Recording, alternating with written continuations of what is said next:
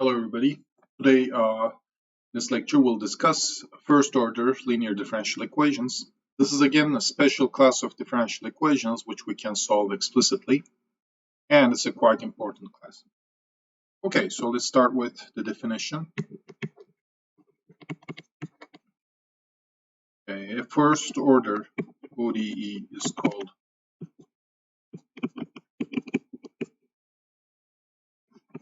linear if it can be written in a very specific form.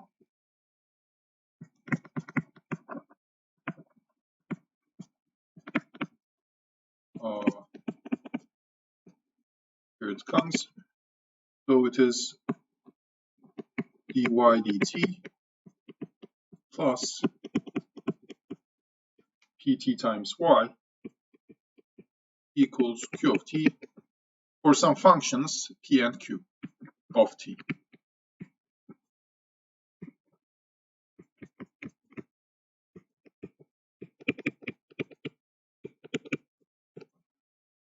Okay, p and q are rather arbitrary. They can be more or less anything.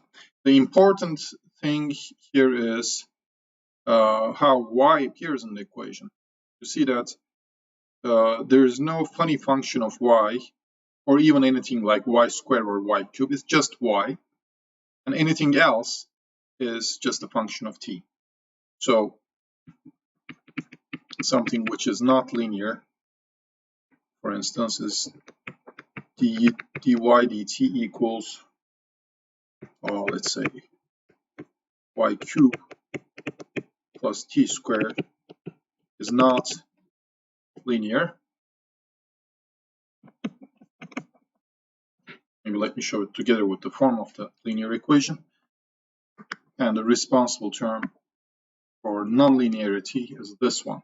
We don't care too much about t squared, but we have y cubed here, which ruins it, right? On the other hand, here's something which is linear.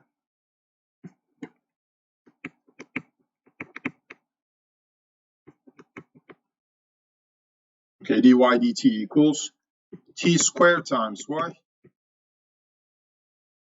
plus e to the minus 2t. This is linear. Well, the pty term in the definition was on the left. Here it's on the right, but of course that's not a big problem because we can always put this term on the other side by changing its sign. And so according to the notation above, pt in this example then would be minus t squared, because when you put this on the left hand side it will acquire a minus sign, and qt will simply be e to the power minus 2t. Okay. So I hope this clears out what the definition is. Now, how to solve such an equation?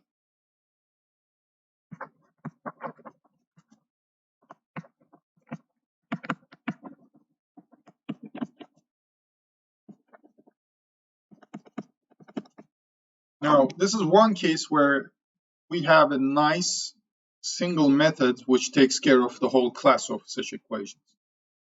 It's rather interesting and handy. Okay, how it goes. Let me start from this general form, dy dt plus pt times y equals q of t. Now let's stare at this equation for a moment. The right-hand side is a function of t, so it could be integrated with respect to t. There's no problem about that. But the left-hand side, that's not quite immediately integratable with respect to t, right? So dy dt, fine, that you can integrate with respect to t, but this pty term is a problem because you don't know y. However, the idea is, can we find a function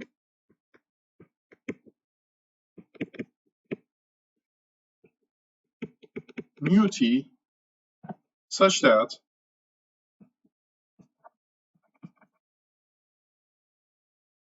after multiplying the equation with mu t,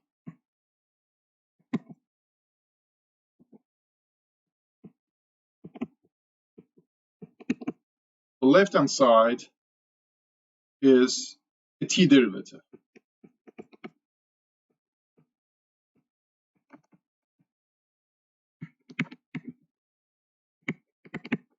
What do I mean by that? Maybe it's easier to do it. So let's first multiply.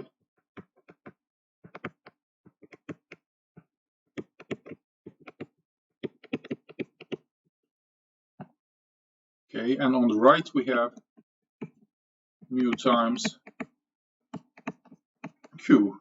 Okay, and the goal is again trying to integrate both sides with respect to t. For the right-hand side, it's still not a problem. You have a function purely in terms of t. But on the left side, we still have the same problem. You have y's lurking around, so how on earth are you going to integrate that? Now, here is the upshot. This looks a little bit like the derivative of mu t times y. Well, it's not exactly equal to it yet, but it resembles it. The first times derivative of the second in the product rule is the first term here. So if the second term times derivative of the first term is equal to this remaining term here, then it would be exactly equal. To really have equality,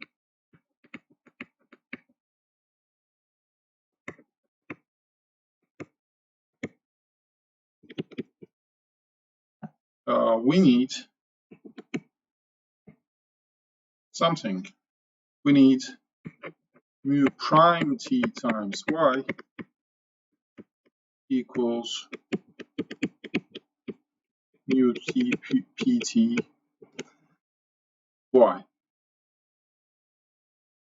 Well, get rid of the y's here. So if you have the equality mu prime t equals mu t times pt, that's enough, right? So that would be making these two equal. So, well, fortunately, that's something we can solve.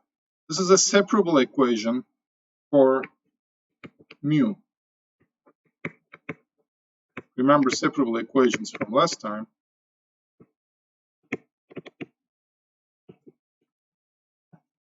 So let's forget what's above here. I could write this as mu prime over mu equals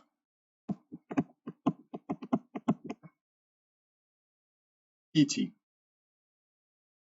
Now that's good. This mu prime is d mu over pt, and this is 1 over mu here.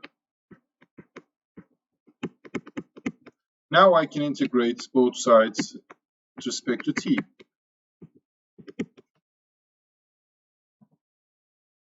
So just like in what happened in separable equations, I can get rid of these by the chain rule.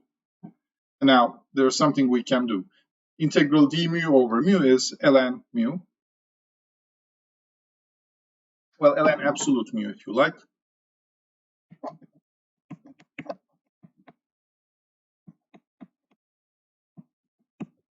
Well, this has to stay as an integral because I don't know pt. It changes from example to example. Now you exponentiate, lift the signs. Well, you get something like, let me skip the details. You get something like this. Now, that's great. So we have a function mu so that if we multiply both sides of the original equation with this function, then the left side will be a derivative of t, and in a way we know, and the right side is already a function of t, so that can be integrated as well. So this is great. One comment here, we don't need to put c.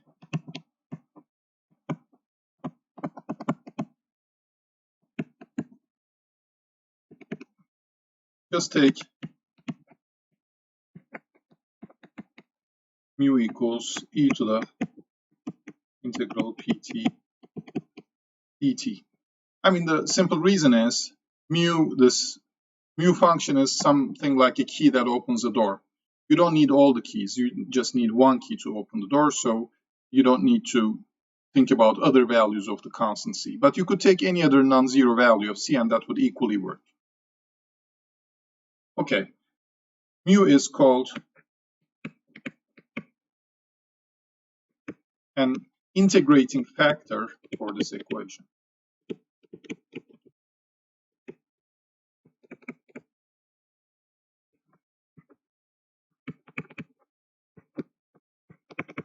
The name is simply because after multiplying, that's why you have a factor here, after multiplying, that allows you to integrate. Okay, that's good. Now, let's try to see this really working on a concrete example. Okay, the question will be find all solutions of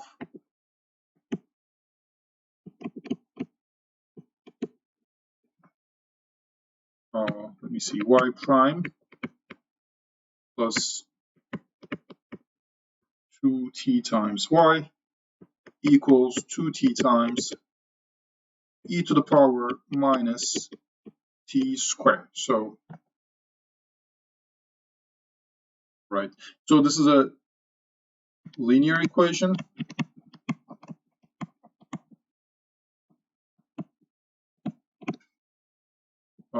With pt equals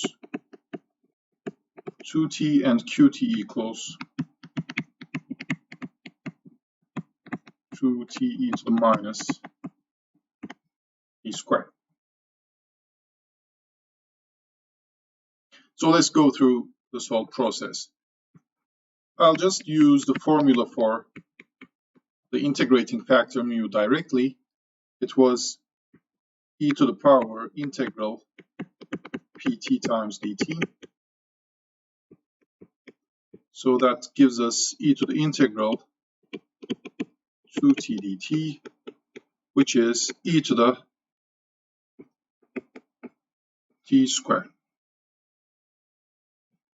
Okay, if you got worried about putting a plus c here, again, it's similar to the discussion above. A plus c would be a times c for the whole function because it's on the top of the exponential. And then that would be like replacing mu with a constant times mu, which doesn't matter. So you don't need to put the plus c when you're finding the integrating factor. Maybe that we can always use. Okay, now multiply both sides by mu of t.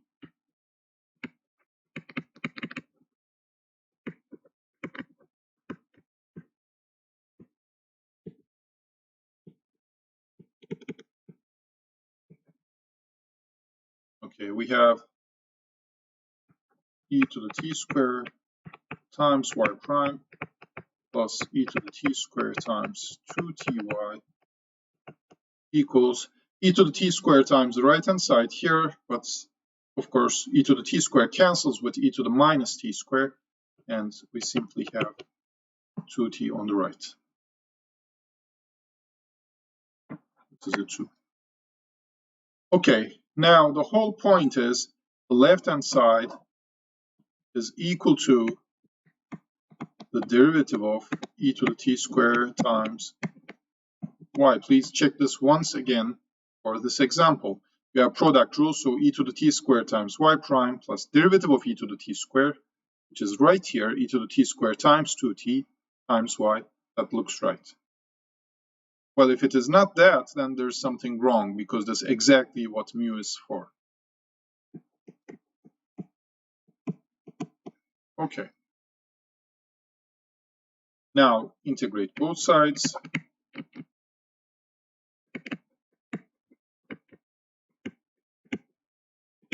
With respect to t. Of course, here you'll get back e to the t squared times y.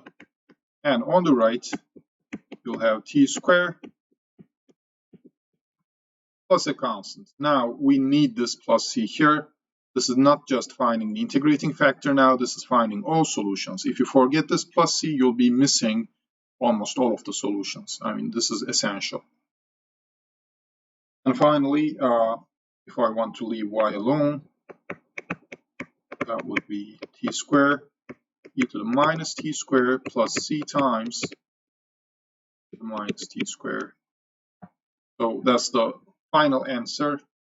C here can be any real constant.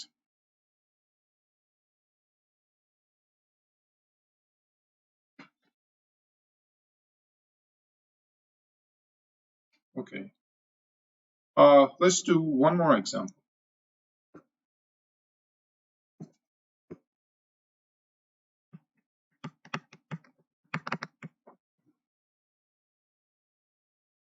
Okay. The question is, find the solution of ODE t times y prime plus 2 times y equals t squared minus t plus 1, which satisfies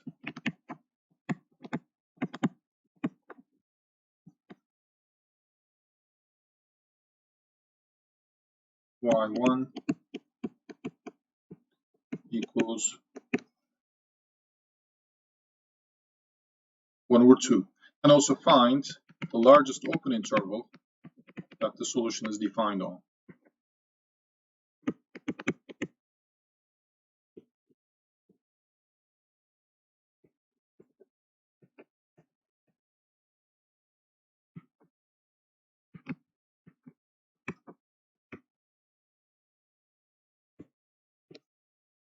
Okay. Now it's a similar problem to the previous one. Well, it is linear, but maybe we should make some small adjustments here. First, I divide by t, because the whole discussion of linear equations was about when the coefficient of y prime is 1. Here it is t, so none of my formulas will work like this. I should first divide by t to make it look like the original form.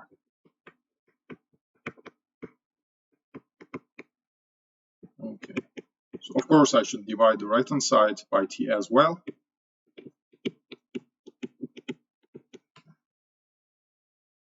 Okay, so now this form of writing really shows that the equation is linear.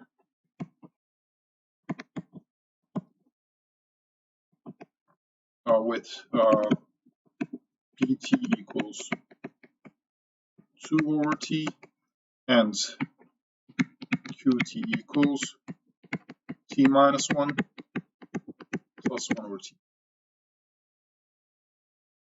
Okay, we'll need an integrating factor, which can be found by the same formula.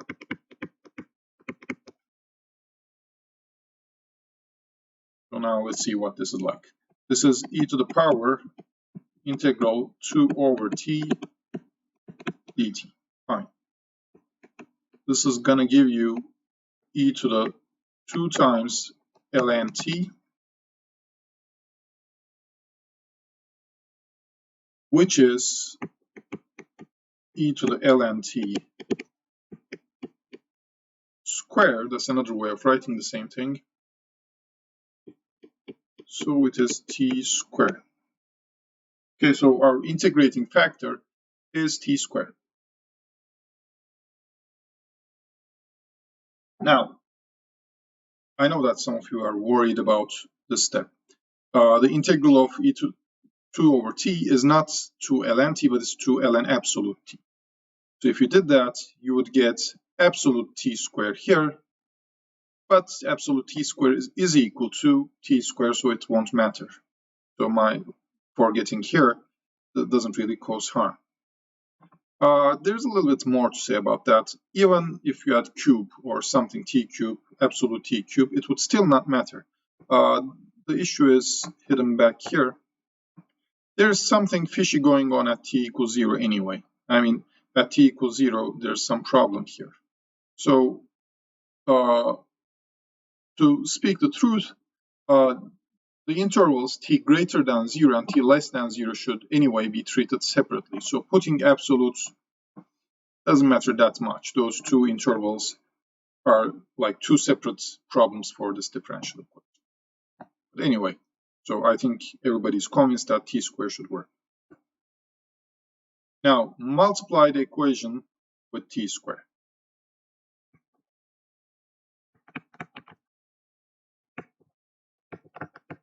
Let me do this by showing the equation. We have to multiply this form, the shown form of the equation, by t squared, right? So t squared y prime plus 2ty should be equal to t cubed minus t squared plus t. I think that looks right. Now, the left-hand side is, as expected, the derivative of t squared times y. Please double check this. Okay. Now we're in a position to integrate with respect to t. If we integrate, we have t squared y here. And if we integrate the right-hand side, that looks pretty easy because we have a polynomial. This is t to the 4 over 4 minus t cubed over 3 plus t squared over 2. And I need a plus c. Okay. Now at this point, maybe this is a good point to look at the initial value. The initial value told us that y1 should be equal to 1 over 2. So that means put t equals 1 and y equals 1 over 2, then the equation should be correct. And therefore, that will tell you the value of c. Let's do it. Okay, 1 times 1 over 2, you have 1 over 2 here. 1 over 4 minus 1 over 3 plus 1 over 2 plus c. Okay, then c is 1/3 minus 1/4, which is 1 over 12. Okay, we found the value of c. Okay, then we are practically done. Put c equals 1 over 12, divide by t squared to get the final answer. It's t squared over 4 minus t over 3 plus 1 over 2 plus 1 over 12 t squared. That's the final answer. Moreover, okay, the interval of definition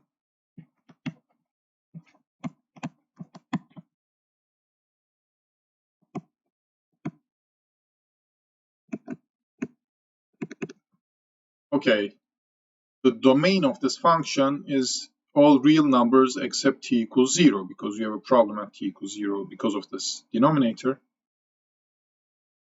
Now, you have minus infinity up to 0 and 0 up to plus infinity, but you have to choose one of them. And which one? Well, look at your initial point. Our initial point was t equals 1, y equals 1 over 2. So the t value is important here. 1 belongs to the positive side, so the largest interval of definition should be 0 plus infinity. Okay, this is the relevant interval for us. The function is defined for also on minus infinity up to 0, but that's a disconnected interval, which is completely irrelevant to the problem.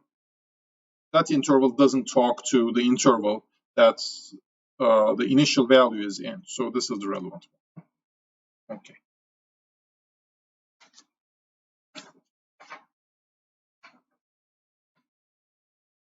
Now, I want to show you one more example,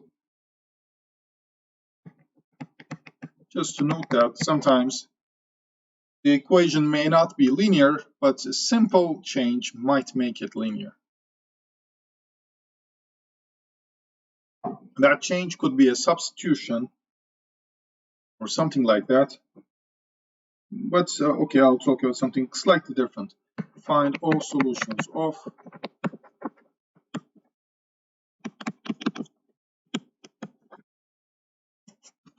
the equation dy by dx, let me use x now, equals y over x plus y squared. Now, this equation is not linear. And just look at how y appears. It appears in a crazy way. You have y squared in the denominator here plus something. No way. But you could swap the dependent and independent variable. So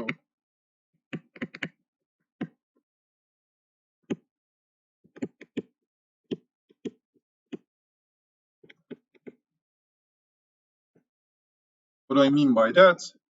Okay, on the equation, it's quite simple. Instead of looking at dy dx, just look at dx dy.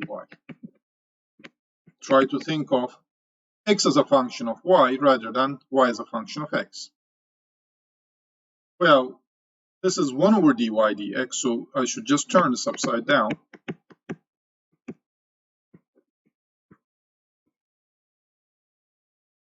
Now, this is 1 over y times x plus y. So in this form, it is linear. I mean, it's linear in terms of the dependent variable x.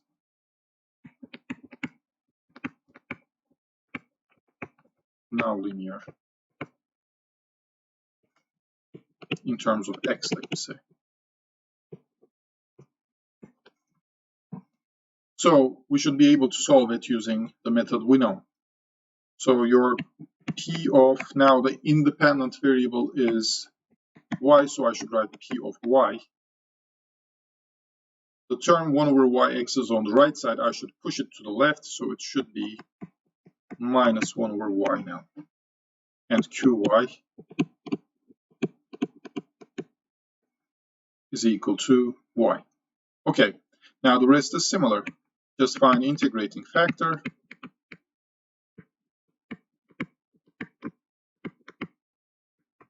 So you should be integrating minus 1 over y dy. I get e to the minus ln y, which is e to the ln y to the power minus 1, which is simply 1 over y.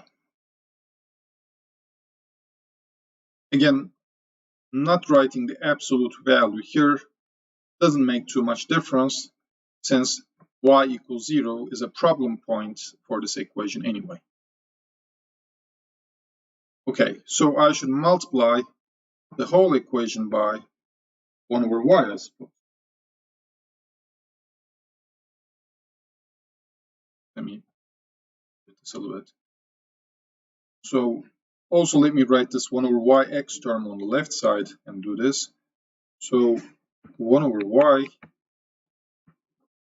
dx by dy, okay, minus 1 over y squared x should be equal to y times 1 over y, which is 1.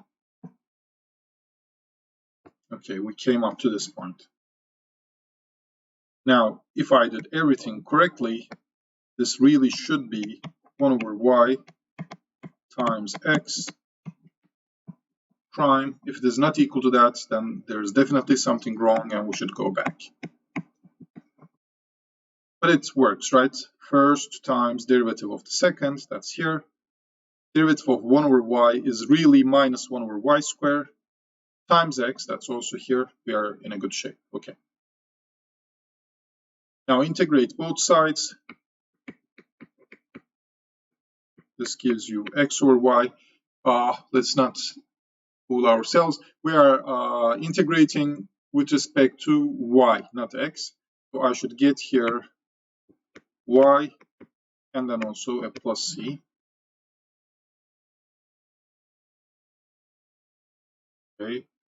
So this gave us x equals y squared plus cy.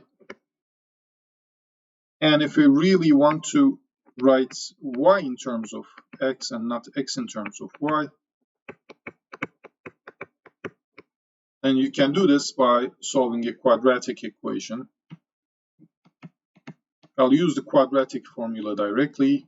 It's minus c plus or minus square root c squared plus 4x over 2. Okay,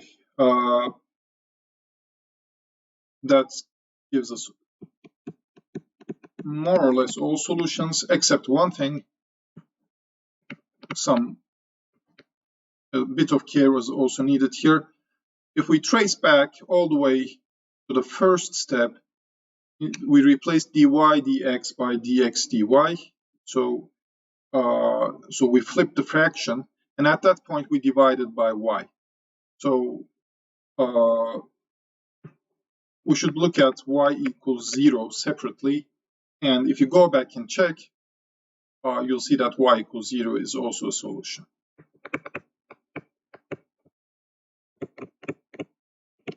Okay, that was lost in the step where we first flipped the fraction.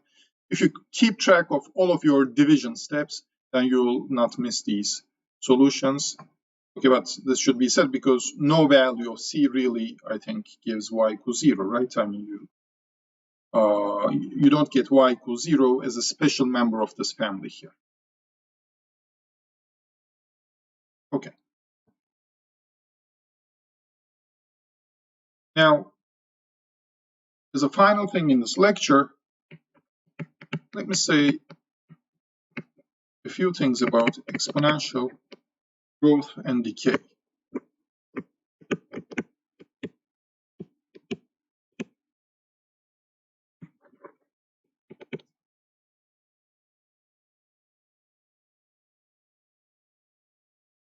Okay, now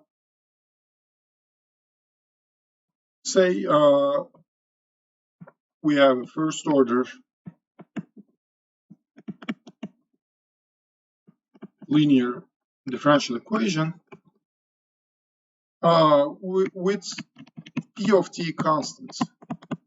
Let me say that's a constant. So first order linear equation with a further property.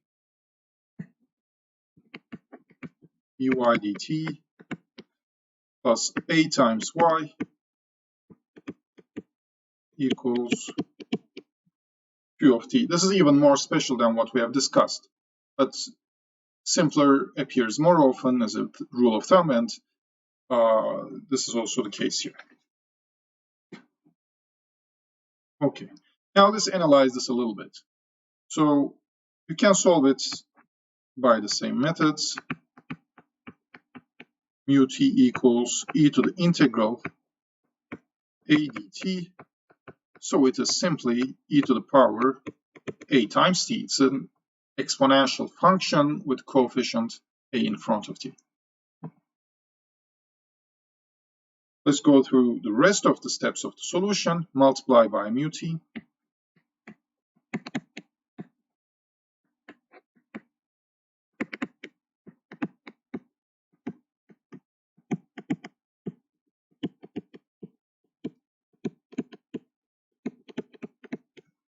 We have this equality. Now the left-hand side is equal to the derivative of e to the at times y. Then I should integrate both sides.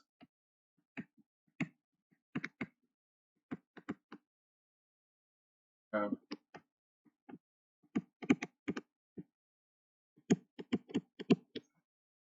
some integral up here, and you have a final formula for y, e to the minus at integral e to the at qt dt. Okay.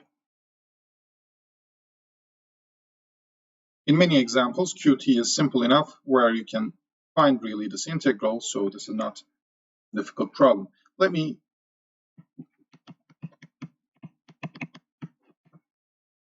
solve an example which could lead to a further discussion. So look at a very simple case of q. Let also q be constant. Y prime plus ay equals b.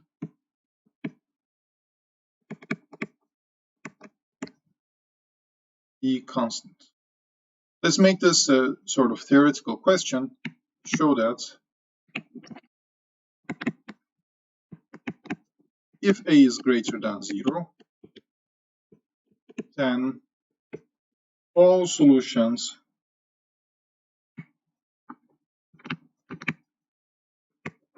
of this differential equation have the same limit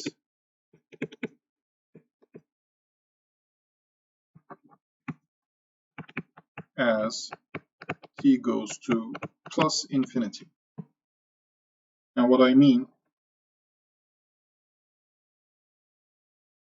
okay, a is given, b is given, we are not going to change these, but this is a differential equation, so in its solution you expect to have some free constants, so it will have infinitely many solutions.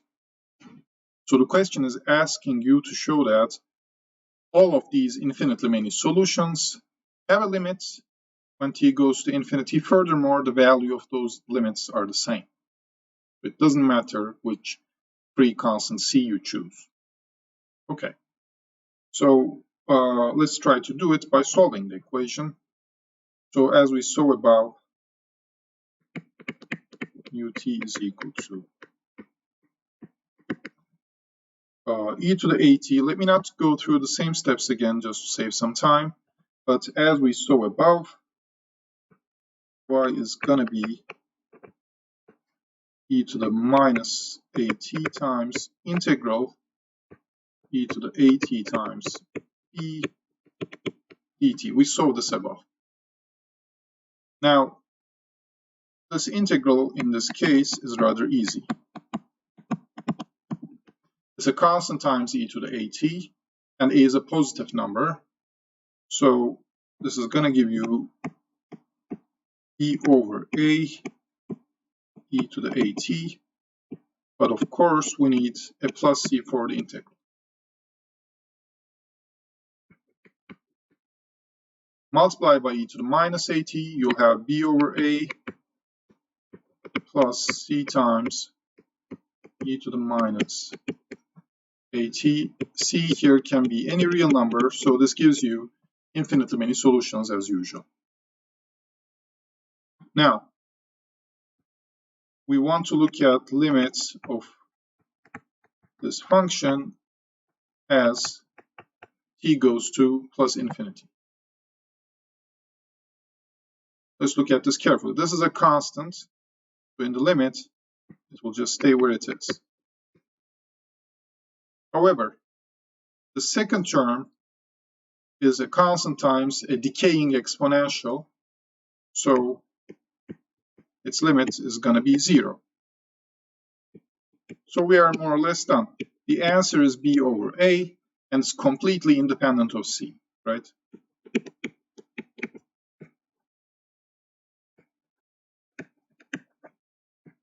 And that's essentially what we wanted to show.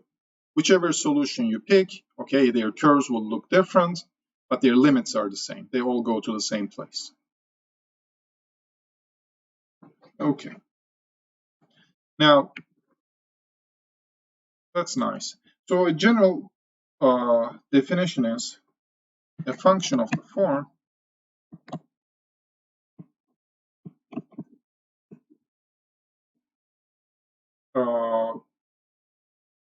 let's say c times e to the at with a greater than 0 is called a growing exponential.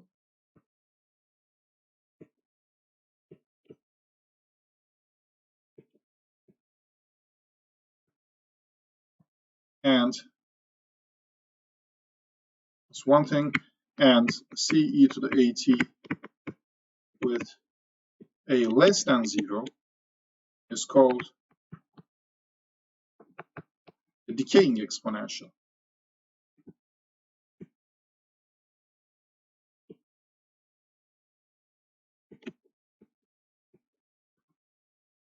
Okay, so growing and decaying exponentials, they're quite different. Growing exponentials go to infinity as t goes to infinity, and decaying exponentials go to 0. Now, both growing and decaying exponentials occur a lot in differential equations. In most problems, it's all over the place, and this is the same for this course. But for a very simple reason, let's go back here to the original problem. dy dt plus a times y equals q of t. This is more or less one of the simplest differential equations you can write. First order, linear, this coefficient is constant. What more one can ask for? And in the solution, let's go back to the solution here. We have a formula here, but this integral will always have a plus c, right? This will produce a plus c, and you'll have c times e to the minus at.